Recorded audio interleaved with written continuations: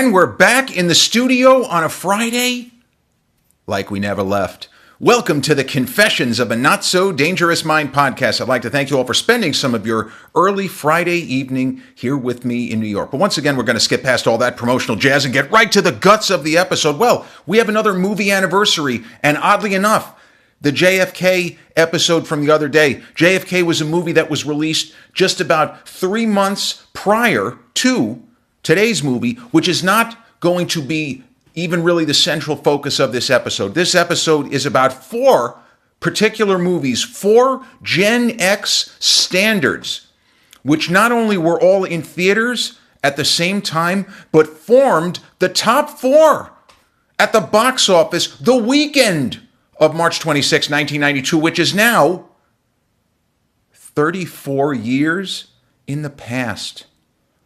34 years in the past. 34 March 26 ago was a Friday.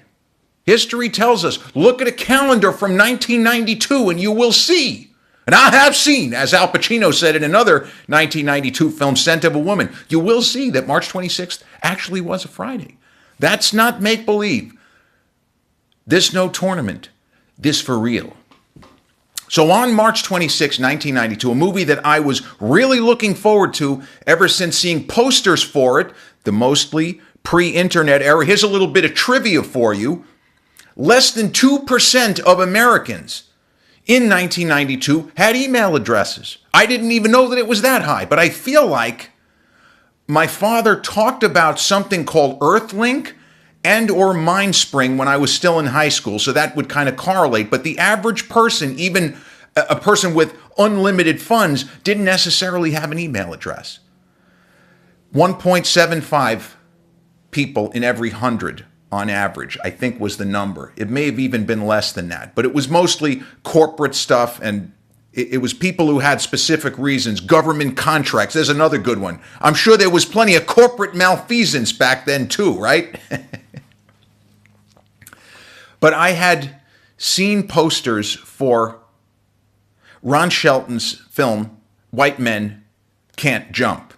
And in the pre-internet era, in the time before, you might see something on the internet first. You might see something on TikTok, Instagram, Facebook, any social media scenario. You will see something even before you see a poster. Well, there was a time, the Stone Ages if you're under 30, but there was a time where you would see a poster first in the overwhelming majority of cases, unless you were such a frequent moviegoer that you were seeing teaser trailers as well as regular theatrical trailers. But I saw a theatrical poster for White Men Can't Jump sometime, I want to say it was January of 1992. And it was side by side with a movie that has been completely forgotten by history because it wasn't very good, a film with Christian Slater called Cuffs with a K. Cuffs with a K. I think his name is Cuffs in that film. And that was yet another movie where young Christian Slater did the Jack Nicholson impression. He did it in at least 4 movies. He started in the movie Heathers. He did it a little bit in Pump Up the Volume, very good movie. He even kind of did it a bit in Hard Rain with Morgan Freeman. That was some really strange casting, by the way. But when I saw the poster for White Men Can't Jump, I wanted to see it. It was Wesley Snipes. It was Woody Harrelson. I was already a fan of Wesley Snipes from Major League and New Jack City. And Woody Harrelson, I just really, at that point, knew from Cheers, a show that I watched occasionally. I should have probably been a bigger fan, given the fact that the main character, Sam Malone, played so beautifully for so many years by Ted Danson, was a Boston Red Sox pitcher. So you would think the rivalry, the Red Sox, the Yankees, Wade Boggs making an appearance on the show, and then when he was with the Yankees, and they did the last episode of Cheers, he came back and he took part in a special. Hey, I'm Wade Boggs. He actually didn't have as big a role as another famous New York baseball player, Keith Hernandez, famously dating Elaine in Seinfeld, and I think he probably gets at least to second base, right? Good night. Who does this guy think he is? I'm Keith Hernandez. I mean, that's epic. And that was the name of Keith Hernandez's autobiography. I remember when he was at the book review signing that book. That was an absolute riot. I'm Keith Hernandez. Great stuff. But this particular film, there was something in the poster. Wesley Snipes looking intense and focused. Woody Harrelson with the famed shit-eating grin that he's still using now, all these years later. Man, he's aged well. By the way, I should point that out. He doesn't look like he's aged 34 years since 1992. But White Men Can't Jump posits as a sports comedy, a movie about sports, a movie about human nature and the human condition. It is a laugh out loud funny film which gets at a lot of very serious issues, but they're kind of on the edges of the story and then take center stage. But you can just watch this film if you're a basketball fan. They use some real former NBA players like Marcus Johnson. I think there were a couple of other guys. But you can just enjoy the choreography of, because I think Wesley Snipes, good athlete, but was not really a basketball player. I think Woody Harrelson in real life was better than Wesley when they started filming or when they signed on. But the film is about more than just basketball. But you don't need to worry. You don't have to concern yourself with all of the other shit. You can just watch this film and laugh your ass off. And Rosie Perez is the MVP of the film and steals the movie from her two co-stars. Despite the fact that their chemistry is dynamite, she's even better. And that leads me to the real reason why I wanted to focus on this tonight, because at the United States box office, the weekend of March 26, 1992, I mentioned Generation X standards. I should have explained what I meant first instead of pulling you to this point of the episode, and I apologize. I just had a lot of colliding thoughts. Number one at the box office the weekend 34 years ago, White Men Can't Jump in its opening weekend. Number two, Basic Instinct, right? Michael Douglas, Sharon Stone, huge box office hit. Number three at the box office, a holdover, Wayne's World. And number four in its third weekend, My Cousin Vinny. Now, all of you Gen Xers and young boomers, think about what I just said. Give it 30 seconds to kind of ruminate in your medulla oblongata. Think of these four movies and how each of them, in a way, defines this part of Generation X, defines this part of the decade, the early 90s. They're all in theaters at the same time, and they're all ripping it up at the box office at the same time. Now, from a broad perspective, Basic Instinct was the biggest hit of the four. It's not even close. Basic Instinct, an R-rated movie with no IP, just a standalone film based on a really, honestly, a trashy screenplay from Joe Esterhaas. I know he took a lot of heat in the 90s with Showgirls. Joe Esterhaas was capable of a lot better than Basic Instinct. Jagged Edge, that is a really good screenplay. And he did some other work which was terrific. Unfortunately, a couple of his screenplays, which were actually phenomenal reads, didn't end up getting made. He wrote a screenplay about a president of the United States who grew up on a farm and ends up, let's just say, having Congress with a farm animal. And there are pictures taken, and then the story goes from there. I don't know how that didn't get made at various points in the 90s and the early aughts, but somehow that didn't get made. But that was a great screenplay. But Basic Instinct grossed $353 million. An R-rated film, a standalone film, which unfortunately spawned a sequel. $353 million worldwide gross. It made double overseas than it did in the United States. It's almost like it was a Stallone movie. It made like 117 in the States and 235 overseas. And, you know, we joke around, but Sharon Stone and Sylvester Stallone 2 years later did The Specialist, a movie which is not good. It's a guilty pleasure film. Rod Steiger chewing scenery, James Woods really chewing scenery, Eric Roberts. Everyone is hamming it up except Stallone, as they call him in Europe. He plays the material straight, and Sharon Stone is taking it seriously.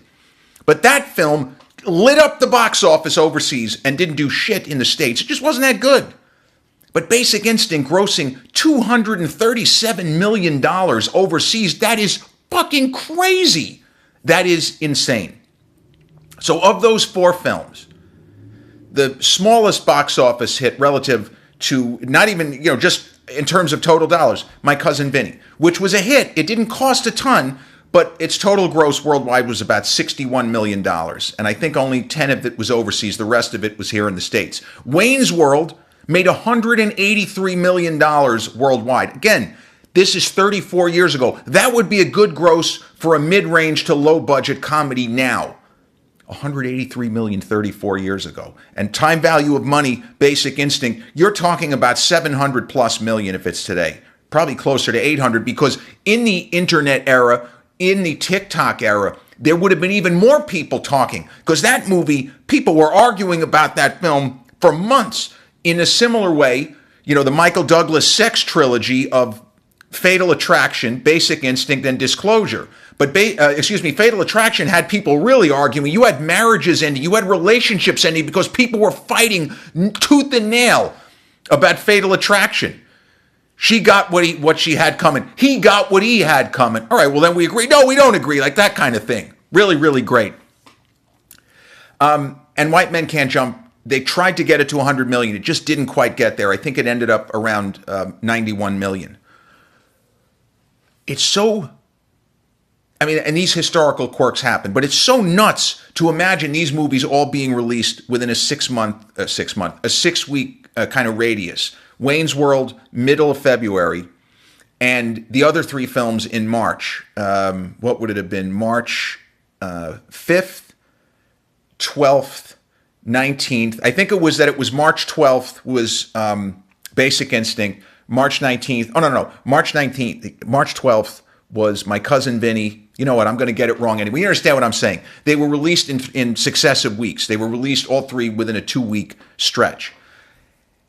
And now, all these years later, I guess Wayne's World is not really as well remembered historically. I was never a fan of the SNL skit. And I didn't become a Mike Myers fan, strangely enough, until So I Married an Axe Murderer, a movie that completely bombed at the box office and then gained a cult following. See, Wayne's World almost seemed to have a built-in cult following, because that's a film a lot of people I know saw it in theaters.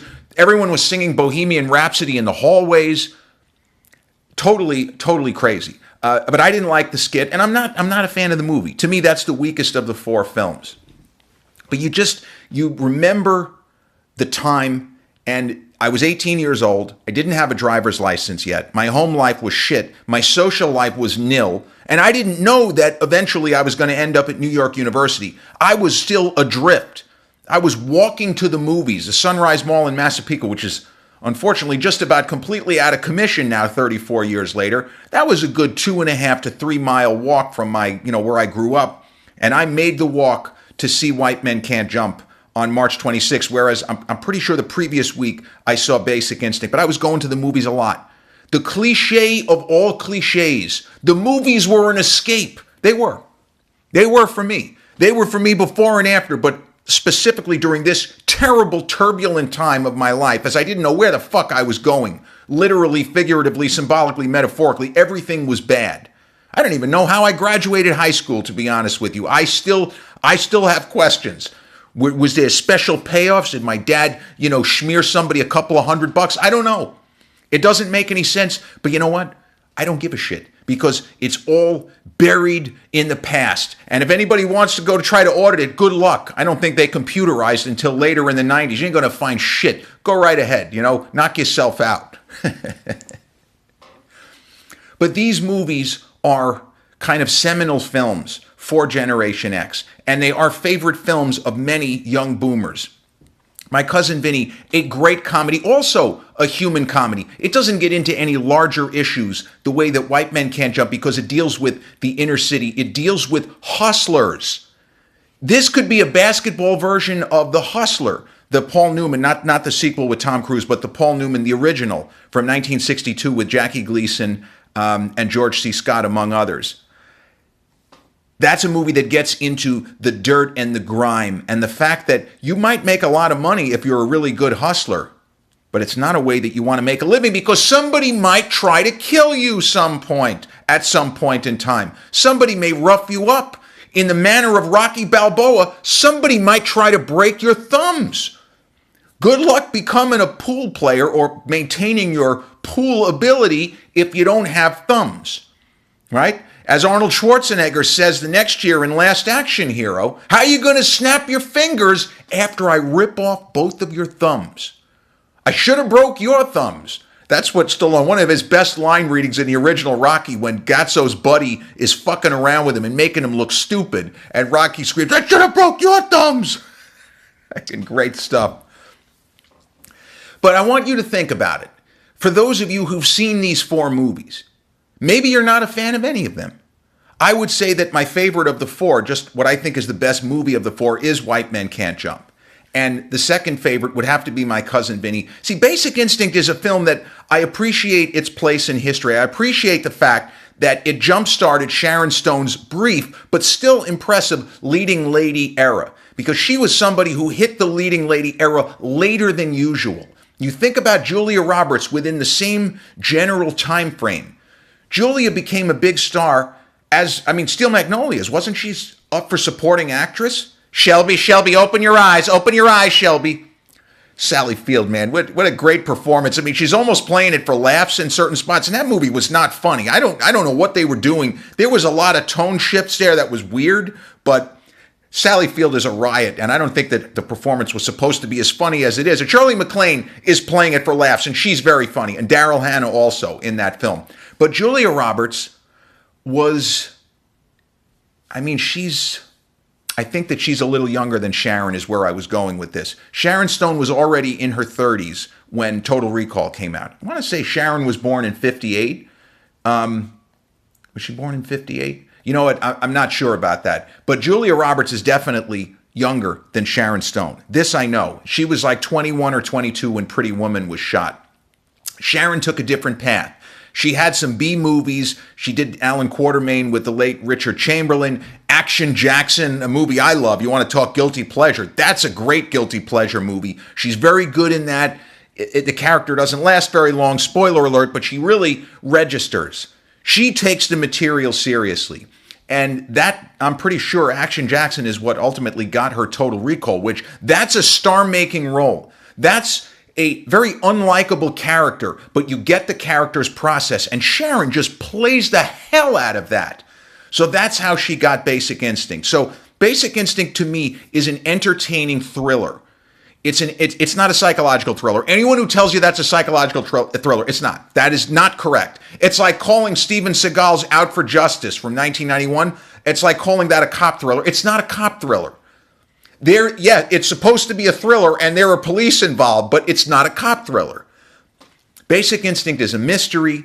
It is a serial killer story, we think, but there is not really any psychology. There's no development whatsoever of either Catherine Trammell, that's Sharon's character, or Nick Curran, the Michael Douglas's character. In fact, the most character development that we get from Michael Douglas, and I would say this is top 5 best Michael Douglas moments. I love Michael Douglas. Absolutely love him. A Nepo baby, right? His father, Kirk, was in the business, so of course he gets to be in the business. Hey, Michael Douglas was an Oscar-winning producer when he was like 30 or 31 years old. Nobody's coming for Michael Douglas on my watch. Michael Douglas was better than his old man. I'm sorry. He had a better career than Kirk, in my humble opinion. A brilliant producer, Face Off. He was the point man behind Face Off, and a fantastic film actor, with Wall Street. But in the movie Basic Instinct, the Jeanne Tripplehorn character, the loony psychiatrist, there's always a police psychiatrist or police psychologist, the loony police psychologist played by Jeanne Tripplehorn. We're led to believe that the two of them, depending on how you want to look at it, either they dated or they just basically had sex a bunch of times, but they weren't really dating. And now they haven't done that in a while. But she's still supposed to be in a police psychiatrist mode with him. And so she goes to see him. Are they at her place? No, they're at his place. And she asks, how's the sex life, Nick? How's the sex life, Nick? Michael Douglas, as only he can, with a straight face, looks her dead in the eye and goes like this. I've got calluses. Let me tell you, this is not a funny movie, Basic Instinct, at all. But when Michael Douglas did that in the movie, I'm 18, I have zero social life. I have no hope for any social life. But when he says that, I wish there was video of me because I literally screamed out loud. And I wasn't the only one laughing, but I had the biggest reaction. That was great. Humanizing a very unlikable character. That's another thing with Michael Douglas. He played a lot of heel protagonists. Gordon Gekko is not likable. He's a criminal asshole. Dan Gallagher in Fatal Attraction. I almost said Fatal Instinct. Dan Gallagher's he's a piece of shit. Nicholas Van Orton in The Game, not a likable character, protagonist. Bill Foster, a.k.a. D. Fens in Falling Down, not a likable guy. The character that he plays in Black Rain, another unlikable protagonist. Nobody did it better than Michael Douglas playing heel protagonists. But Nick Curran in Basic Instinct, we don't really get that much other than the fact that he has calluses, but now he's going to start having sex, a lot of sex, with the really hot Catherine Trammell. Sorry. All four movies, though, are memorable for different reasons. Wayne's World with all the stuff, the product placement, Rob Lowe getting laughs, and Bohemian Rhapsody. It's not that it was an obscure song. I had never heard of that song, and then all of a sudden, everyone was singing it. I was the only person who, as I said, I guess I was the only person who just didn't think the movie was any good. And all four films, I would say three of the four, with the exception of Wayne's World, are well remembered historically as far as historical import. I don't think that Wayne's World really had much in the way of historical import, but My Cousin Vinny for Joe Pesci briefly getting a leading man era, which is a little bit insane, given he'd already been around for so long. But Joe Pesci, really, really good. And Marissa Tomei ending up winning the Best Supporting Actress Oscar for her turn as Mona Lisa Vito in My Cousin Vinny. The thing is, though, I argued just now, Rosie Perez steals the movie White Men Can't Jump whole cloth. And it is a true statement that if you go back and you look at contemporary reviews from the early 90s, Roger Ebert, people like that, David Denby, my second favorite critic behind Ebert, New York Magazine, as many critics as praised Marissa Tomei. Remember, we think of Oscars, the Oscar bait type stuff is usually towards the end of the year. These were movies that were released in March. That's not normally where people are going to have such long memories and they're going to remember you at the end of the year. But there were a number of critics, major critics, that thought that Rosie Perez was just as deserving of a Best Supporting Actress nomination at the very least as Marissa Tomei. I guess because the character that Rosie Perez plays in White Men Can't Jump is actually a much more complicated character. The character of Mona Lisa Vito seems more complicated than she is. It's just that she's so intelligent, it feels like there's more depth to her. The character of Gloria that Rosie Perez plays in White Men Can't Jump, she's a pretty fascinating character. If you can get past the heavy accent, the Bronx accent, Billy, you're so stupid, Billy. She's amazing. And yeah, she walks away with the movie. I don't know that I would say that Marissa Tomei walks away with My Cousin Vinny. I feel like Pesci is so good. Fred Gwynne as the judge, Chef's Kiss, and Lane Smith, a kind of underrated character actor. I think he won a Golden Globe, or maybe he was just nominated for an Emmy. He played Nixon in a TV movie, kind of looked a little bit like Nixon, as the attorney on the other side. He's great. And looking back on it, it's awesome that Ralph Macchio gets to play the cousin of Vincent Gambini, the Joe Pesci character at the center of the story. So those four movies, 1, 2, 3, and 4 at the box office. This weekend in 1992, another cliche. What a great time at the movies. And I was so miserable and sad and gloomy all the time. I didn't realize what a fucking time to be alive that was. You couldn't lose with any of those films.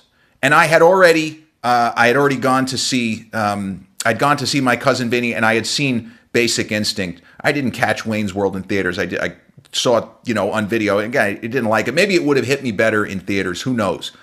But all of those movies, cultural touchstones, Generation X standards, and yes, it is true history that they were all in theaters, not only at the same time, 1, 2, 3, 4 at the box office. And there was the kind of, was it a reboot? I don't think it was a sequel, The White Men Can't Jump, that was on Hulu. I'm pretty sure it was a sort of a soft reboot. I didn't even bother to watch it. Nothing can touch the original. Nothing can touch the magic of Rosie Perez and Wesley Snipes and Woody Harrelson. I should also point out, in the world of that film, Wesley Snipes' wife is played by a really good actress from the era, Tyra Farrell. But her role is not nearly as showy and sort of broad as Rosie Perez. So she got some accolades, but not to the level of Rosie Perez in that film.